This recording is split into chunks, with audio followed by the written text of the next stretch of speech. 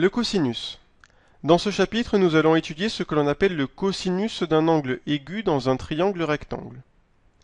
Alors, rien qu'avec le titre, on sait déjà que l'on va travailler à chaque fois dans un triangle rectangle et que l'on va étudier les angles de ce triangle rectangle. Tout d'abord, intéressons-nous à l'étymologie de ce nouveau mot qui est le cosinus. Alors, le cosinus, qu'est-ce que c'est? Eh bien, c'est décomposé en deux termes.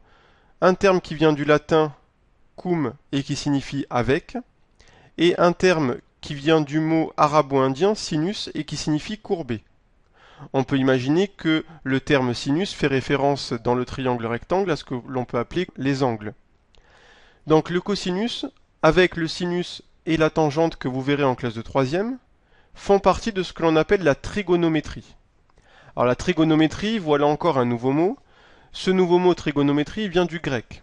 Il se décompose également en deux termes, trigonos qui vient du grec et qui signifie triangulaire, et le mot métron qui signifie mesure.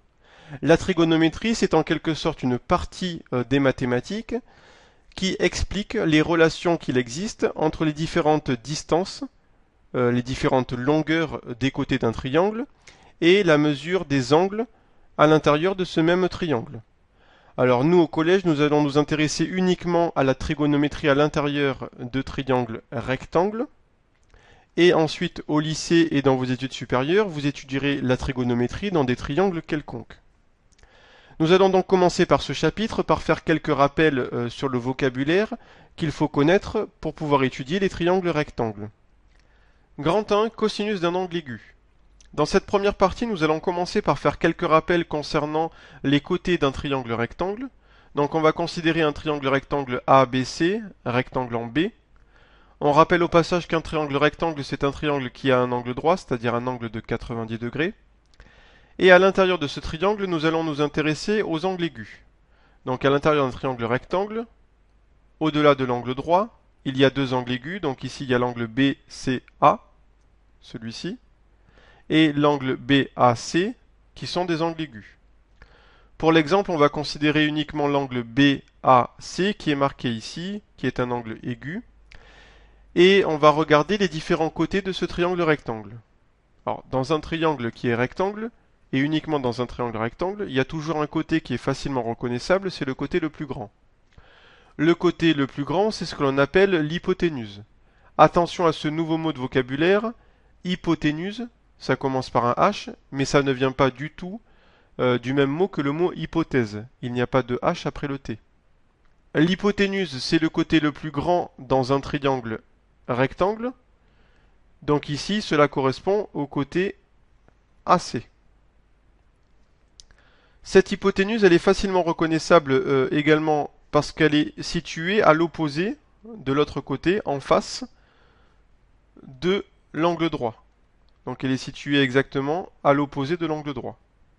Lorsqu'on regarde l'angle aigu ici BAC, il est composé de deux côtés, le côté AC qui est donc l'hypoténuse et le côté AB. Le côté AB, il est juste à côté de l'angle BAC, c'est ce que l'on appelle le côté adjacent à l'angle BAC. Adjacent, ça signifie à côté d'eux. Donc AB, ici le segment AB, eh bien il est juste à côté de l'angle BAC, c'est pour ça que c'est le côté adjacent à l'angle BAC.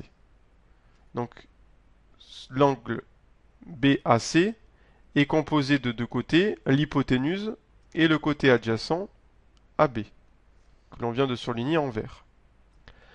Enfin, il y a un dernier côté à identifier, c'est le côté BC, qui est situé à l'opposé de l'angle BAC. C'est donc le côté opposé à l'angle BAC. Ainsi, le côté BC, c'est le côté qui est opposé à l'angle BAC. Définissons alors ce que l'on appelle le cosinus d'un angle aigu, parce que maintenant que l'on a rappelé les différents mots de vocabulaire à connaître sur un triangle rectangle, on ne sait toujours pas ce que c'est que le cosinus d'un angle aigu. Alors, le cosinus d'un angle aigu dans un triangle rectangle, ce n'est rien d'autre que le résultat d'une division, c'est-à-dire c'est un quotient, puisque le quotient c'est le résultat d'une division. Le cosinus d'un angle aigu, c'est le résultat de la division de la longueur du côté adjacent par la longueur de l'hypoténuse. Donc, c'est le résultat d'une division. Cela signifie que le cosinus est un nombre. et nous allons voir quelques propriétés sur ce nombre. Alors tout d'abord, comment est-ce qu'on fait pour le noter? Alors dans les exercices et de manière générale, le cosinus de l'angle BAC, il se note cos pour cosinus. Entre parenthèses, on note l'angle qui lui correspond. Donc on s'intéresse ici à l'angle BAC, donc on note cosinus de l'angle BAC. Le cosinus de l'angle BAC, on nous a dit que c'était le résultat d'une division, donc sous forme de fraction. Donc c'est la fraction. Alors au dénominateur, on va mettre la longueur de l'hypoténuse, donc ici c'est AC. Et au numérateur, on va mettre la longueur du côté adjacent, ici c'est AB. Donc on a ainsi que le cosinus de l'angle BAC, c'est le résultat de la division de la longueur du côté adjacent par la longueur de l'hypoténuse. On peut donner quelques informations supplémentaires sur ce quotient, sur cette égalité. C'est que forcément le cosinus, c'est un nombre qui sera forcément supérieur ou égal à 0. Puisque ici c'est un quotient de longueur et que des longueurs ce sont forcément des nombres positifs. Et ensuite, on peut également dire que ce nombre, il est forcément inférieur ou égal à la fraction AC sur AC, puisqu'on rappelle que AC c'est le plus grand côté du triangle rectangle, donc le côté AB, il est forcément plus petit que le côté AC. Donc ce qui signifie que la fraction AB sur AC est forcément plus petite que la fraction AC sur AC qui est égale à 1. Ainsi, on peut rajouter comme information que le cosinus, en plus d'être un nombre, qui est le résultat d'une fraction, on peut ainsi dire que le cosinus d'un angle aigu, en plus d'être un nombre, c'est un nombre qui est forcément positif et forcément plus petit que 1. Nous allons voir dans la suite de ce chapitre différents exemples qui mettent en évidence l'utilisation du cosinus, à la fois pour calculer des mesures d'angle, mais aussi pour calculer des longueurs de côté de triangles rectangles.